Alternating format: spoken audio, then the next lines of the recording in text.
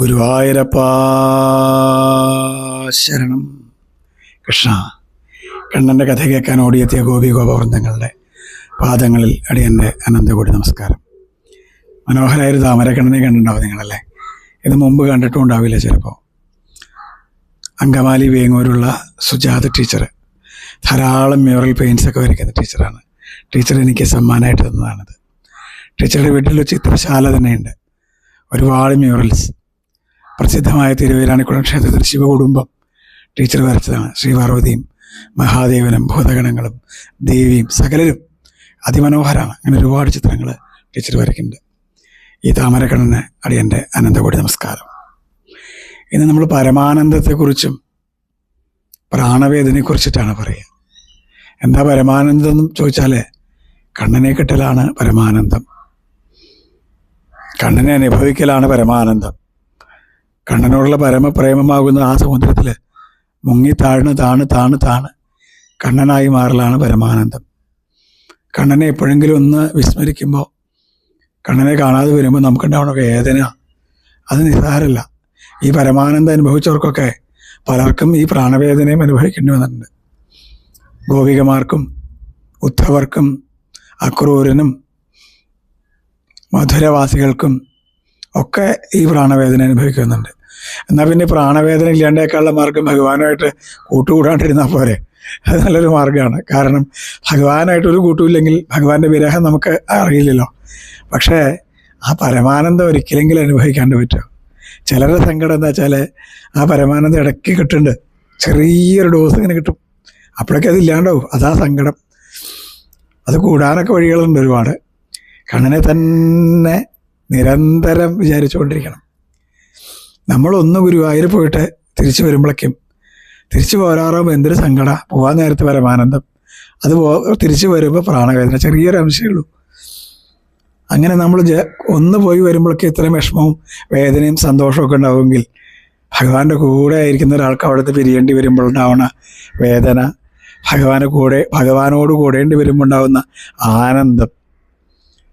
ഞാൻ കുറച്ച് ദിവസം, ഒരു 10 ദിവസം ഗുരുവായൂരപ്പൻ്റെ തിരുമുമ്പിൽ മാനവേദ പുരസ്കാരത്തിനുള്ള കൃഷ്ണനാട്ടത്തിൻ്റെ മത്സരം നടക്കുമ്പോൾ, കൃഷ്ണനാട്ടക്കളിയുടെ മത്സരത്തിൻ്റെ ജൂറിയായിട്ട് പ്രവർത്തിക്കേണ്ടതുണ്ട്.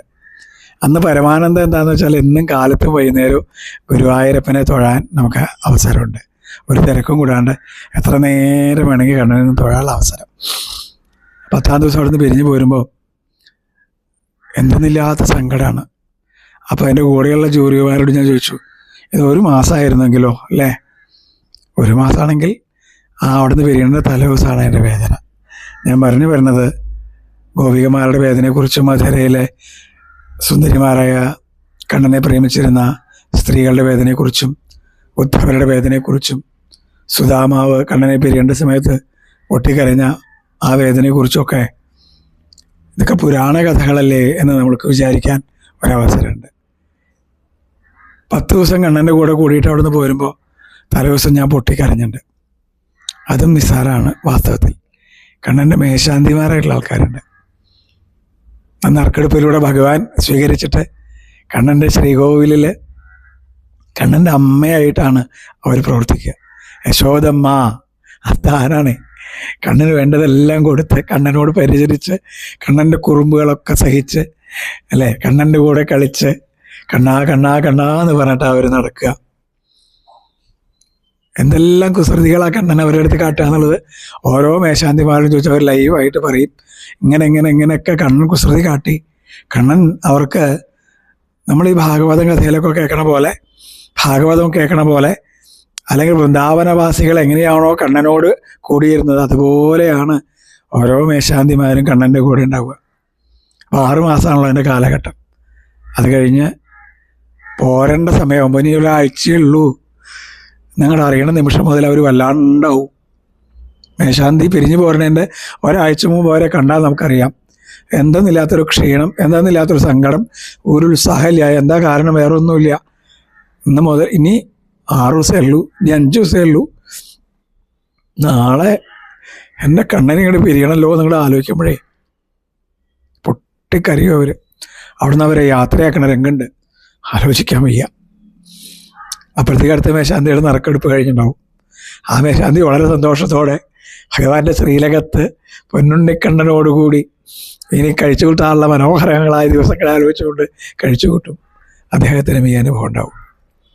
പോരാ നേരത്ത് കണ്ണൻ പറയുണ്ടാവും, വൃന്ദാവനത്തിലെ ഗോപികമാരോട് പറഞ്ഞ പോലെ, നമ്മൾ വിരിയണില്ല കേട്ടോ, തൽക്കാലം ശ്രീകോവിലിൽ നിന്ന് പോണേ ഉള്ളൂ, അടുത്ത ആൾക്ക് വരണ്ടേ, ഞാൻ എന്നും കൂടെ ഒന്ന് വിളിച്ചാൽ മതി, ഇല്ലത്തേക്ക് ഞാൻ വന്നോളാമെന്ന്. പ്രാണവേദനയാണെങ്കിലും നമുക്ക് ആ പരമാനന്ദം അനുഭവിക്കാൻ പറ്റണം ആദ്യം. എന്നിട്ട് കുറച്ച് പ്രാണവേദനയൊക്കെ അനുഭവിക്കാം. ആ പ്രാണവേദനയുടെ ഉള്ളിലും ഭഗവാനോടൊപ്പം ചിലപ്പെട്ട ഭഗവാന്റെ സ്മരണകളിലുണ്ടായിരുന്ന മധുരം ഉണ്ടാവുമല്ലോ, ഭഗവാനെ പൂജിച്ചതൊക്കെ നമുക്കും ഉണ്ടാവും ആ സ്മരണ എന്നർത്ഥം. നമുക്ക് മേശാന്തിമാരൊന്നും ആവാനുള്ള ഭാഗ്യമില്ലെങ്കിലും കണ്ണനെ ഹൃദയത്തിൽ നിറച്ചാൽ നമ്മുടെ ഉള്ളിലും ആ കണ്ണൻ നിറഞ്ഞു നിൽക്കും. എന്തെങ്കിലും ഒന്ന് ഒരിക്കൽ കണ്ണനെ പിരിയേണ്ടി വരുമ്പോൾ പ്രാണവേദന ഉണ്ടാവുമെങ്കിലും ആ പ്രാണവേദന ഈ മധുരങ്ങളായ സ്മരണകളെ കൂടി കൊണ്ടുതരും. അപ്പോൾ ആ പരമാനന്ദം ഇടയ്ക്ക് അനുഭവിക്കാനാവും. കണ്ണനെ എന്നും ഹൃദയത്തിൽ നിറയ്ക്കാറാവട്ടെ, കണ്ണനോട് കൂട്ടുകൂടാറാവട്ടെ. കണ്ണൻ്റെ കഥ കേൾക്കാൻ ഓടിയെത്തിയ ഗോപികോപന്മാർക്ക് അനന്തകോടി നമസ്കാരം. കണ്ണൻ്റെ തൃക്കയിൽ വെണ്ണയായി വാക്കുകളെ സമർപ്പിക്കട്ടെ. കൃഷ്ണ ഗുരുവായൂരപ്പ.